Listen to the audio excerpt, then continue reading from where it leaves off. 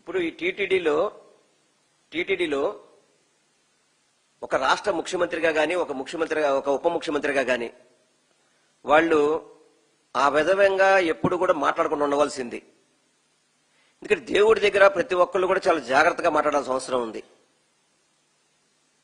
కాకుండా ఏమి నిర్ధారణ కాకుండానే అందులో జంతువు కొవ్వు కలిసిపోయింది, అదేవిధంగా చేపల నూనె కలిసింది అని చెప్పని ఒక రాష్ట్ర ముఖ్యమంత్రిగా, అది కూడా తెలుగుదేశం పార్టీ ఆఫీసులో వెంకటేశ్వర స్వామి మీద అబద్దాలు మాట్లాడడం అనేది చాలా బాధాకరం. ఆల్రెడీ సిట్ నివేదిక మీకు ఛార్జ్ షీట్ వేశారు. 2-3 రోజుల్లో అది ఛార్జ్ షీట్ విషయాలు కూడా బయటకు వస్తాయి.